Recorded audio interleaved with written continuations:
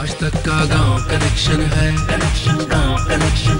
आज तक का गांव कनेक्शन है, कनेक्शन गांव कनेक्शन। भारत में 6 लाख से ज्यादा गांव हैं और इनमें से हजारों लाखों गांवों के बड़े रोचक, बड़े दिलचस्प नाम हैं। हर नाम के पीछे एक कहानी है। शायद आपके अपने गांव के नाम के पीछे भी कोई रोचक कहानी हो। नमस्कार, मेरा नाम है नीलेश मिश्रा। आप देख रहे हैं आज तक का गांव कनेक्शन। चलिए देखते हैं कि आज इस सफर में हम किन किन पड़ावों पे रुकने वाले हैं। चलिए एक ऐसे गांव जहां घरों में नहीं बंद होते हैं ताले। मिलिए एक ऐसे किसान से जिसने सिंदूर की खेती से बदली गांव की सूरत। देखिए कैसे एक रेलवे स्टेशन की तस्वीर बदल दी गांव वालों ने। हम बात कर रहे थे गांवों के नामों की।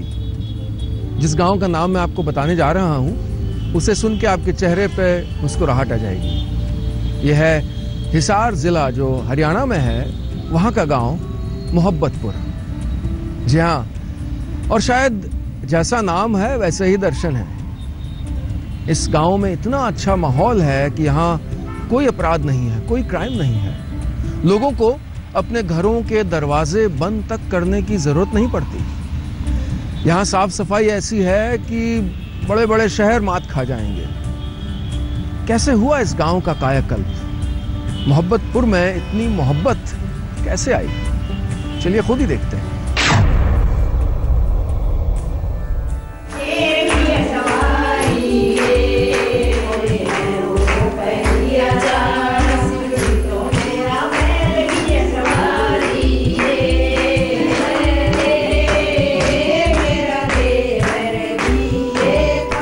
ये जश्न किसी त्योहार का नहीं है, ये जश्न किसी शादी का नहीं।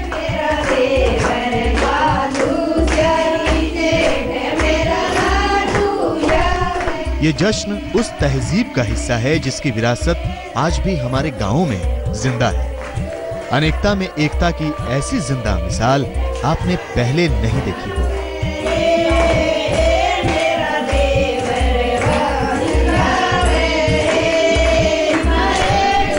हरियाणा के हिसार का मोहब्बतपुर गांव, जैसा नाम वैसी यहाँ होती है हर शाम। हर धर्म जाति की महिलाएं इसी तरह घर में इकट्ठा होकर नाचती हैं, गाती हैं और खुशियां मनाती हैं।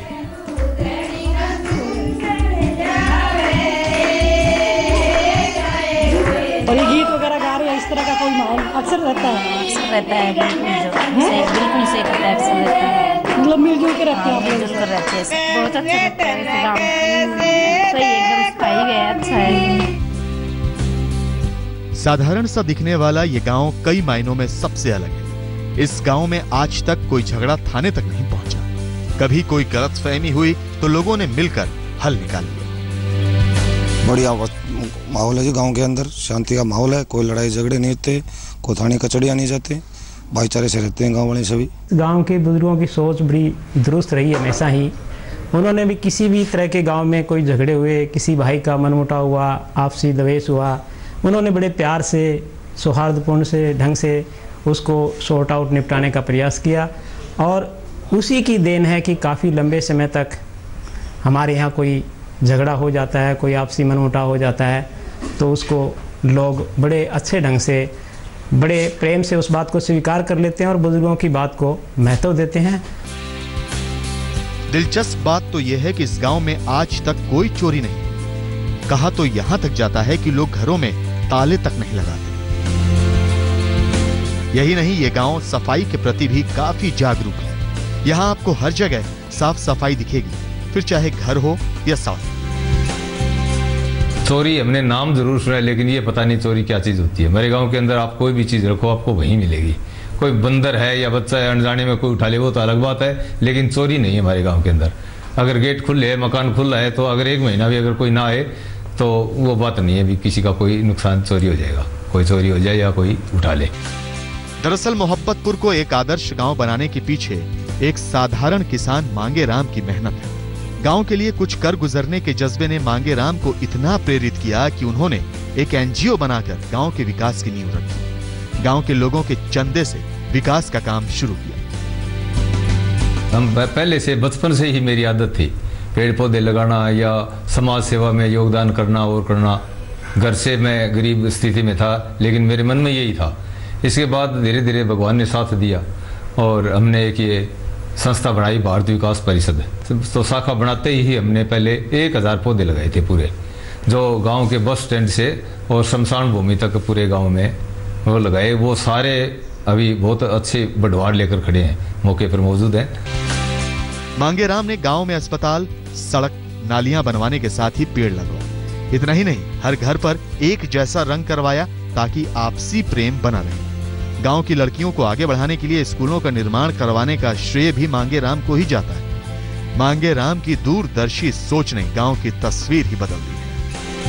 कि हमारे गांव में मतलब ऊंच नीच का कोई भेदभाव नहीं है। हमारे मतलब गांव का सरपंच भी अच्छा है, सफाई सुफाई अच्छी करवाता है। ऐसे हमारे गांव में मतलब स्कूल भी है, गवर्नमेंट हॉस्पिटल भी है, मतलब बच्चों को बाहर नहीं जाना पड़ता पढ़ाई के लिए, सभी फैसिलिटी है। भारतीय विकास परिषद ने मतलब निर्मल गांव बनाया, गांव को साफ सफाई पे ध्यान दिया, पेड़ पौधे भी लगवाए हैं काफी। हाँ, सिलाई सेंटर भी। रंग का कुछ कुछ हाँ, रंग सारे गांव को एक जैसा कलर करवाया है, मतलब कि एक जैसा दिखने के लिए भेदभाव नहीं है, सब मतलब मिलजुल के रहते हैं। मोहब्बतपुर गांव पूरे देश के लिए एक मिसाल है। ये गांव उन लोगों के मुंह पर तमाचा है जो भाईचारे के बीच नफरत के बीज बोते हैं। हर गांव, हर शहर अगर मोहब्बतपुर की राह पर आगे बढ़े तो देश की तस्वीर ही बदल जाए। भूपेंद्र मोर, हिसार, आज तक। मैं आपको बताने जा रहा हूं सिंदूर की खेती के बारे में, और खासकर एक ऐसे किसान के बारे में जिसने नई तकनीक का इस्तेमाल करके इसकी खेती को बढ़ावा दिया। अपनी जिंदगी तो बदली ही, अपने गांव की और आसपास के गांव में न जाने कितने लोगों की जिंदगी में परिवर्तन लाए। महाराष्ट्र के पुणे में रहने वाले ये किसान हजारों किलोमीटर की यात्रा करके उत्तर प्रदेश के फतेहपुर पहुंच गए और वहां पर सिंदूर की खेती शुरू की।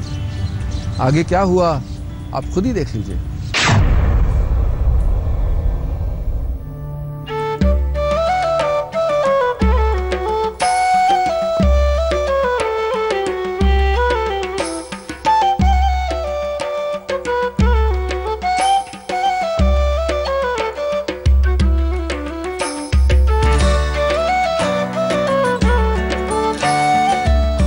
सुहागिनों की निशानी सिंदूर।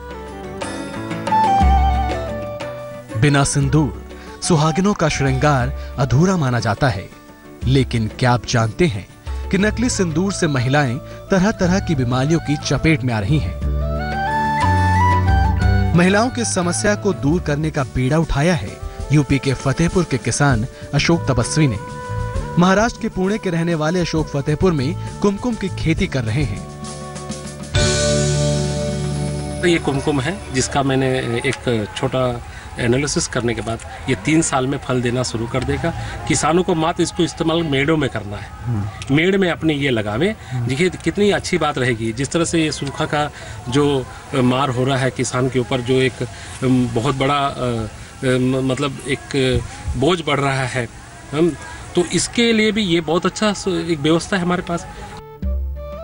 हाईटेक तरीके से खेती कर रहे अशोक का कहना है कि अगर कोई नई सोच के साथ किसान आधुनिक खेती करे तो खेती बेहद ही मुनाफे का सौदा है। आज बाजार में हर कोई केमिकल रहित चीजें चाहता है। खासतौर से सौंदर्य प्रसाधन में केमिकल युक्त चीजें बेहद ही हानिकारक हैं। अशोक का कहना है कि अगर किसान खेत के कुछ हिस्से पर कुमकुम की खेती करे तो वो कम समय में अच्छा पैसा कमा सकता है। कुमकुम की खेती से अशोक न सिर्फ अच्छा मुनाफा कमा रहे हैं बल्कि बेरोजगारों को रोजगार भी दे रहे हैं। जैसा आज की औरतें केमिकल का यूज कर रही हैं, और अगर इस कुमकुम को आप यूज करेंगे तो कलर का काम करता है। होली में यूज कर सकते हैं कलर के रूप में, और जो औरतें अपना मांग भरती हैं सिंदूर के रूप में यूज कर सकते हैं। और यही है कि हम इस काम को आगे बढ़ाना चाहते हैं। देश में अशोक ऐसे पहले किसान हैं जिन्होंने कमर्शियल तरीके से कुमकुम की खेती करके नई मिसाल पेश की है। वो किसानों को कुमकुम की खेती की ट्रेनिंग भी दे रहे हैं।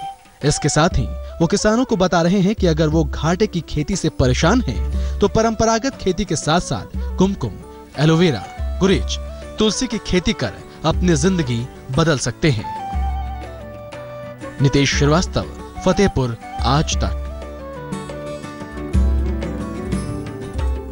कितनी प्रेरणादायक कहानी। चाहे हम शहरों में रहते हों या गांव में, हम इस तरह की सोच से कितना कुछ सीख सकते हैं। जिंदगी में आने वाली मुश्किलों को बहुत बड़ा समझने के बजाय, उनसे हारने के बजाय कुछ ऐसा कर सकते हैं।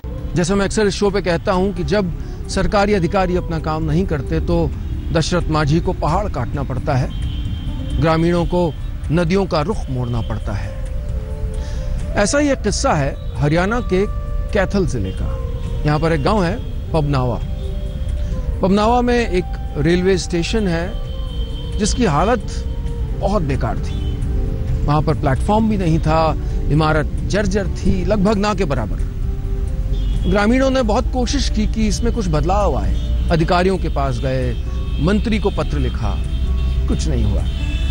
तो एक दिन उन्होंने अपनी जिंदगी को, अपने रेलवे स्टेशन को खुद बदलने का फैसला किया।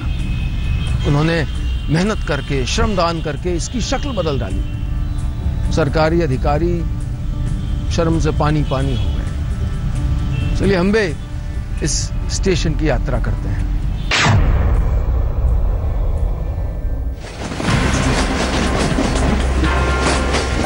हरियाणा के कैथल में पड़ने वाला एक छोटा सा स्टेशन पबनावा जसमहिंदर। यूं तो गांव के इस स्टेशन पर इक्का दुक्का ट्रेनें ही रुकती हैं, लेकिन पिछले दिनों इस स्टेशन पर जो कुछ हुआ उसकी चर्चा हर ओर है। आप भी सुनेंगे तो हैरान रह जाएंगे। ये पूरे गांव ने जी अपने मतलब खुद के शौक से और गांव के पूरे योगदान रहे इसमें जी। सभी लोगों ने पैसा इकट्ठा करे जी और इसमें तकरीबन 15-16 लाख रुपए इकट्ठा है जी। जो हमने इसमें काम शुरू करे जी, तो इसमें सारा ये प्लेटफार्म को ऊंचा उठाने का कार्य किया जी, और इसमें सेट वगैरह बनवाए और ये कूलर वगैरह लगवाए जी, और अपने जो जसमिंदर शहीद थे उनकी प्रतिमा का अनावरण किया जी। सुना आपने, कल तक इस स्टेशन पर ना तो प्लेटफॉर्म था, ना ही यात्रियों के लिए कोई सुविधा थी, तो सिर्फ ये पटरी जिस पर दिन भर सैकड़ों ट्रेनें आती जाती थी। उजड़े हुए प्लेटफॉर्म की सूरत को गांव वालों ने बदलने का बीड़ा उठाया। गांव वालों ने मिलकर एक समिति बनाई और करीब 15 लाख के चंदे से स्टेशन को चमका दिया। स्टेशन के लिए उन्होंने दिल्ली से भी मंजूरी ली, इसकी लगभग 2.5-3 फुट ऊंचा करने के लिए। उसके बाद ये आपके सामने ही है जो भी कार्य कर रखे लोगों ने, समाज सेवा। तो इसके अंदर प्रशासन का भी सहयोग था, उन्होंने भी कुछ गारंटी दिलवाई है यहाँ। और जो भी है ये बुजुर्गों के लिए, महिलाओं के लिए, बच्चों के लिए अब उतरने और चढ़ने में कोई दिक्कत नहीं है। स्टार्टिंग में तो पूरे गांव में मान ले जो कमेटी बना के उसका जितना भी मान ले गांव से चंदा इकट्ठा करके और कुछ रेलवे का सहयोग लेकर के इसका अच्छी तरह से निर्माण करवाया गया। गांव के शहीद जसमिंदर सिंह मालिया के नाम पर इस स्टेशन को नया नाम भी दे दिया गया है। गांव वालों का उत्साह देखकर रेलवे ने भी मदद का हाथ आगे बढ़ाया है। आज ये स्टेशन उन लोगों के लिए एक मिसाल है जो विकास के लिए सरकारी मदद की बाट जोहते हैं। भूपेंद्र मोर, कैथल, आज तक। गांव के मुद्दे, गांव की बातें, गांव की बोली, गांव के गीत, गांव का संगीत और गांव से जुड़े वो सारे अनकहे पहलू जो शायद शहर की भीड़ में, आजकल की बदलते वक्त की आपाधापी में कहीं खो गए थे, उनको आप तक वापस लाने का प्रयास है हमारा ये सफर, हमारा ये शो। कोशिश है कि भारत का गांव से रिश्ता मजबूत हो, प्यारा हो और सुदृढ़ हो। टीवी पे ये सफर लगातार चल रहा है। अखबार पे गांव कनेक्शन अखबार के माध्यम से वो बातें जो अखबारों में नहीं मिलती, जो गांव से जुड़ी हैं, महत्वपूर्ण हैं, उनको हम आपके समक्ष लाते हैं। वो बातें जो नहीं कही जाती, जो कही जानी चाहिए, उनको हम कहते हैं। कोशिश करिएगा कि अखबार और टीवी के माध्यम से आप भी गांव से रिश्ता मजबूत करें।